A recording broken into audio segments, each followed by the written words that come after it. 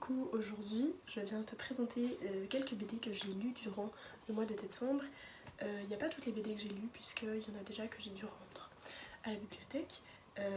Mais c'est déjà une très bonne sélection et c'est vraiment... je réemprunterai les livres que j'ai rendus pour les présenter ici, je pense que c'est vraiment utile. Donc la première BD dont j'avais envie de parler c'est Dora.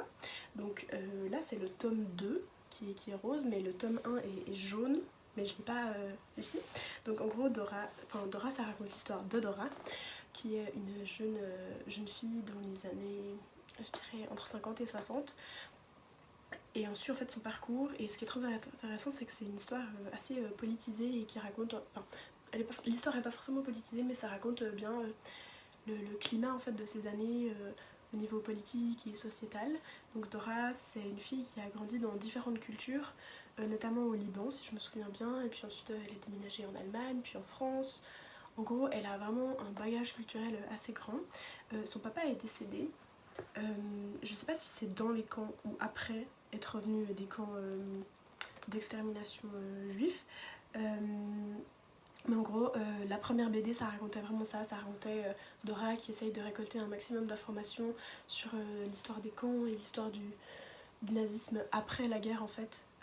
Notamment elle recherche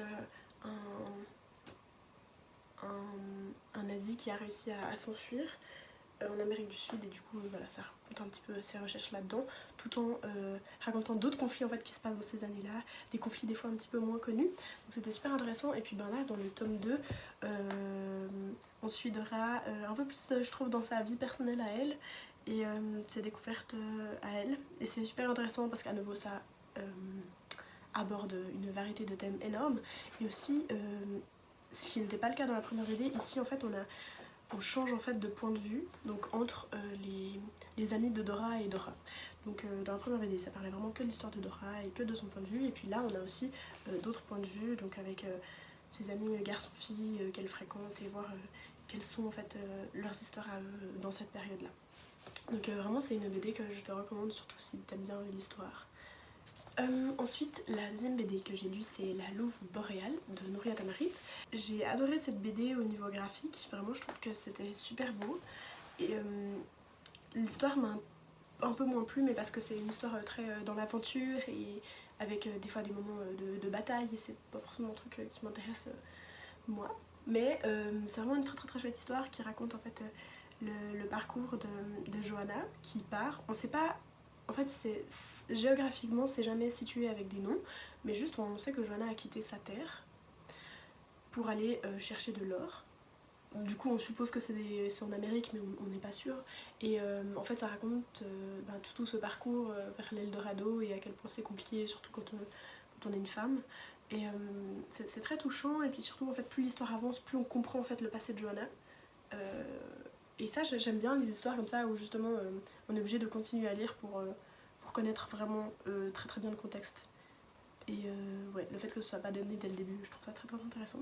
Et du coup comme d'habitude je mettrai des images de à quel point c'est trop joli ce livre. Et en vrai il y a un très beau message d'espoir quand même si on le lit jusqu'à la fin, donc je le recommande. Ensuite la prochaine BD c'est Zai Zai Zai de Fab Caro. Alors, c'était vraiment une BD absurde, mais je pense qu'elle m'a fait beaucoup de bien. Donc c'est à lire si on a envie de rire. Ça raconte l'histoire d'un auteur de BD qui en fait doit fuir parce que il a oublié de présenter la carte du magasin quand il a fait ses achats. Et du coup c'est vraiment pour... Là comme ça c'est super absurde en fait, mais ça va du coup aborder des sujets beaucoup plus profonds que ça. Mais comme le protagoniste est un auteur de BD, en fait ça permet de faire passer des messages sur notre vraie société, mais en n'utilisant pas forcément les mêmes protagonistes en fait. Du coup voilà, et puis surtout qu'il y a vraiment des situations tellement absurdes, ça fait vraiment du bien à lire, et c'est juste pour rigoler quoi. Donc très chouette. Ensuite, les prochaines BD, il y en a deux, puisqu'en fait elles vont ensemble, que c'est une série. Donc ça s'appelle Les Autres gens, et c'est un concept qui est dirigé par Thomas Cadden. Donc là, comme je l'ai montré, j'ai lu que les 2 premiers tomes, mais je crois qu'il y en a 8, voire 10, je sais pas exactement. En tout cas, j'ai très hâte de lire la suite, je vais expliquer pourquoi. Donc en gros, Thomas Cadden va solliciter toute une liste d'auteurs différents. Donc c'est le cas pour les 2 BD. Après il y en a qui reviennent en fait en fonction des BD. Mais bref, en gros c'est une histoire qui est illustrée par plein de gens différents. Et c'est une histoire en épisode un petit peu comme un telenovela. Et c'est vraiment tout le but, parce que c'est écrit en grand la BD novella. En gros voilà, c'est raconter une histoire un peu hors du commun, mais quand même très ancrée dans un quotidien dans lequel on peut se reconnaître, mais avec des péripéties. Et passer constamment à des dessinateurs différents, et je trouve ça trop intéressant et haletant en fait. Enfin vraiment je les ai lus super facilement et super rapidement parce qu'on a envie de connaître la suite de l'histoire de Mathilde, puisque c'est vraiment la personnage principale et la figure autour de laquelle tout tourne. Donc pour raconter un petit peu, ça raconte l'histoire de Mathilde qui va gagner beaucoup d'argent. Et du coup on apprend comment est-ce qu'elle gagne beaucoup d'argent et les conséquences que ça a en fait sur sa vie, sur la vie de ses proches. Du coup c'est trop intéressant à lire, et puis ben, ça raconte aussi bien des trucs de notre société, et du coup c'est toujours je trouve intéressant. Et donc comme je dis, il y a beaucoup trop de dessinateurs pour que je puisse tous les dire, mais mon petit préféré c'est Vincent Sorel. Je vais essayer de trouver voilà, une image de quand il dessine, parce que je sais pas, c'est un peu mon goal de savoir dessiner comme ça. Oh non, où est-ce qu'il y a voilà. Et je trouve que ces dessins sont super doux et j'adore. Et aussi ce que je kiffe trop, c'est qu'à chaque nouvel épisode en fait ils nous mettent les personnages qui seront présents. Et voilà, je trouve ça chouette de voir le style de différents auteurs pour une même histoire. Donc c'est vraiment trop cool, et du coup comme je l'ai dit, j'ai hâte de lire les prochains épisodes. La prochaine BD dont j'avais envie de parler, c'est Le Nageur Solitaire de Grenson. En gros, c'est un agenda sur lequel l'auteur va tous les jours dessiner en fait, ou écrire des citations. Et c'est tombé en fait sur 2020, donc une année très spéciale que lui décrit comme hystérique. Et j'ai trouvé ça super beau en fait, c'est très beau graphiquement, et il y a une histoire mais elle est légère, et c'est pas, j'ai l'impression que c'est pas ça la force forcément de la BD, c'est pas son histoire, enfin du coup du livre, c'est pas forcément son histoire, mais c'est vraiment la qualité graphique, et aussi le fait que de temps en temps, il y a des références en fait à ce qu'on a vécu en 2020, et c'est trop joli de voir le parcours de l'auteur dans cette année-là, et franchement les dessins sont tellement beaux, et ouais, c'est trop cool, et je trouve que c'est vraiment un concept original en fait de se dire bon bah je vais dessiner sur un agenda, et du coup ça fait c'est une sorte de carnet d'esquisse, mais en fonction un petit peu du quotidien et de l'actualité, et je trouve ça trop chouette. Donc vraiment je recommande, et ouais, et en plus on a envie d'y replonger juste pour voir les images de temps en temps, et c'est trop bien. Vraiment j'ai vraiment trop aimé. Et la dernière BD que j'avais envie de présenter, c'est Adieu triste amour de Myriam Mal, qui est paru aux éditions La Ville Brûle. Myriam Mal, j'ai tout lu ce qu'elle a fait, et ben j'adore, parce que c'est du coup une illustratrice et auteure féministe qui a illustré plusieurs justement BD explicatives sur le féminisme, et qui sont très bien pour les gens qui débutent là-dedans, ou voilà, qui ont envie d'apprendre plein de choses sur le sujet.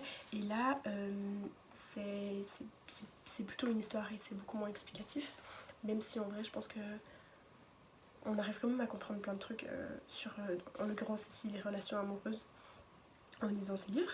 Donc Adieu triste amour, ça raconte une relation amoureuse, et son déclin en fait au fil du temps, et pourquoi est-ce que ça s'arrête, et les dilemmes en fait qui sont présents. Donc est-ce que je dois vraiment quitter la personne parce qu'en même temps j'ai l'impression qu'il y a des trucs qu'elle m'apporte, enfin voilà, c'est très intéressant. Et puis aussi ça montre aussi la reconstruction après la rupture, et les nouvelles relations potentielles qui se créent en fait suite à une rupture. Et du coup c'était vraiment très joli, et je trouve que ouais, c'était tellement sensible, et de voir en fait ces filles, cette fille en l'occurrence évoluer, et enfin je sais pas, j'ai trop kiffé. Et ça m'amène aussi à conseiller l'avant-dernière BD, parce que du coup ça c'est la dernière qui est sortie, l'avant-dernière qu'elle a faite, qui s'appelait C'est ainsi que je disparais, je crois que ça s'appelait comme ça, je mettrai le titre en description, qui racontait du coup là plutôt l'histoire d'une dépression, et c'était tellement cool. Enfin, le sujet était super lourd, mais la manière dont c'était fait, je trouvais que pour les gens qui souffrent un peu d'angoisse, etc., ou de dépression, il y avait un truc de où on pouvait se reconnaître là-dedans, et en même temps se dire ah oui non c'est pas grave, et je dois pas en plus me culpabiliser de me sentir comme ça. Donc vraiment c'était une trop chouette BD, et toujours très émotionnelle, et ça je trouve ça cool à quel point elle explore tous les trucs émotionnels qui se passent, et je trouve que ça c'est trop agréable, et c'est super sensible, et c'est super bien fait. Donc voilà, je peux que te recommander le travail de Myriam Mal. Voilà, c'était tout pour mes BD de décembre. Donc comme je l'ai dit, j'ai pas tout montré parce qu'il y a des choses que j'ai plus sous la main. Peut-être que ça viendra dans d'autres vidéos, peut-être pas, c'est pas grave. Et c'est juste que j'ai encore plein de BD à présenter, puisque j'en ai reçu à Noël, et que j'ai hâte d'aller à la bibliothèque en emprunter plein d'autres.